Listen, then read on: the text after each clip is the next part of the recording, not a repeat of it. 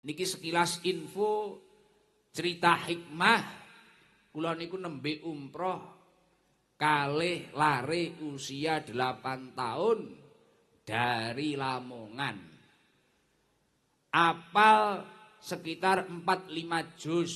Qiraat suarane apik, qasidan apik, sholawatan apik. Jenenge Alifa.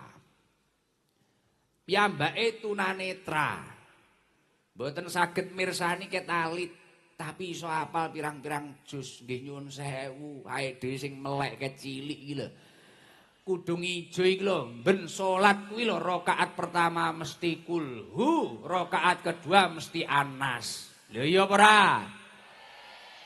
Ora kudung ijo tok, kudung coklat luwih nemen. Taun jajal Al-Kafirun ya mbulet ra teko-teko nggen. Nggih to?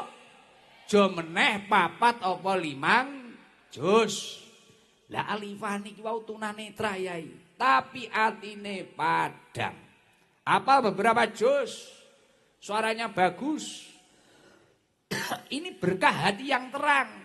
Dah Gus kaya kula iso melek tapi kaya kula ning ngeten niki al-insirah mbulet ini apa? Ya kuwi krana nyowang barang-barang kuwi. Kadang bojone tanggane barang disawang. Lah. Wonge teko. Biasane lingguhe ning ngarep son. Sone Pak Pencrit iki lho. Apa ya Anderson barang. Lah nggih. Lah niku. Dadi Alifah niku bahkan masyaallah wallahu alam. Niki leres mboten nggih versine piyambake larene niku wau. Ngaji teng kebun kurma cerita kare kula. Gus, saya ingin cerita ke Gus Idam. Teng ajenge jamaah umroh 320 pada waktu itu. Ayah apa Alifah? Sampaikan. Saya tadi waktu masuk ke Raudhah, saya itu berjumpa, tiba-tiba saya bisa melihat berjumpa orang yang tinggi besar, wajahnya bersinar, baunya harum ganteng luar biasa Gus. Setelah keluar di Raudhah, saya kembali buta Gus, Masya Allah. Nggih wallahu alam. Siapa tahu kalau dia itu ditemui oleh Rasulullah Shallallahu Alaihi Wasallam. Niki nek wong atine resik. Niku budale umroh niku dimangkatne Kapolres. Kapolres Lamongan sak pendampinge. Ya rezeki barokah ngaji ngeten iki. Barokah ngaji ngeten iki. Atine padang, dilalah duwe kelebihan, suarane apik, maca Quran fasih, istiqomah. 8 tahun umroh gratis. Lah niku ya sapa ngerti niki mengke nek bar nu melok zikir sing tahunanan padang terus mari kuwi engko diumrohne josjis. Lah mulakno wayah zikir nggih nyuwun sewu niki kalih nggih ngelikne biasane wong iki kan nek selawatan iki bahasane napa? Nanggap, nek ra ngono ndelok kaya jaranan ae. Ya nek selawatan iki ya nderek selawatan. Pomo kiai yo ngrawuhne ngaturi. Lah ngono iki ora kok nanggap terus. Biasane nek selawatan karo ngowoh nyang badol.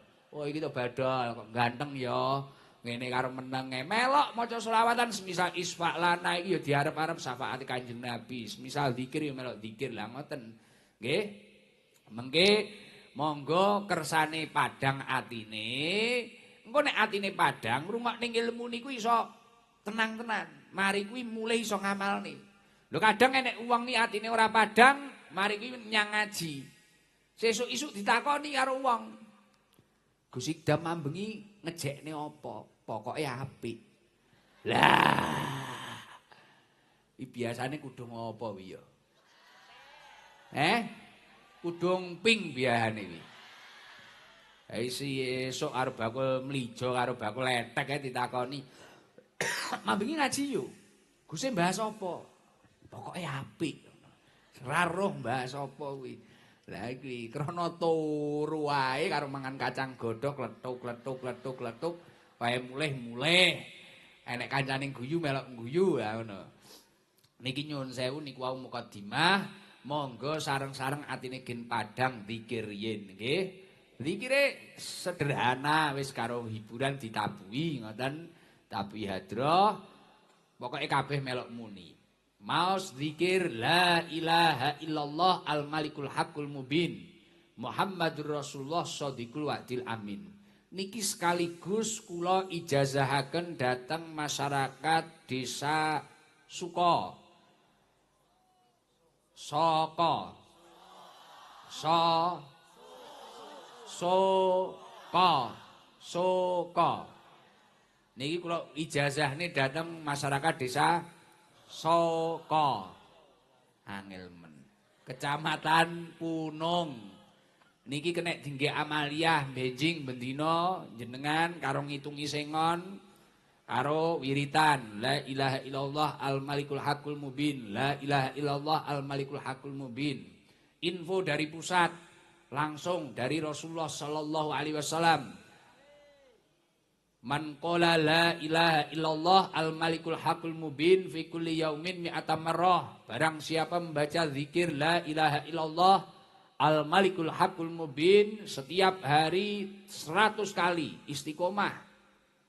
Waktune kapan Gus? Sak sire panjenengan, pokok istiqomah. Nek bar dhuwur terus, bar ngasar terus. 100. Pada hitungan ke-100 dilengkapi la ilaha illallah al malikul hakul mubin Muhammadur Rasulullah shadiqul wadil amin pun istiqomah. Apa yang panjenengan akan dapatkan? Kana lahu amanan minal fakri. Kamu semua akan diberi keamanan dari kefakiran. Rezekine lancar. Saldone unlimited. Pengen apa-apa keturutan.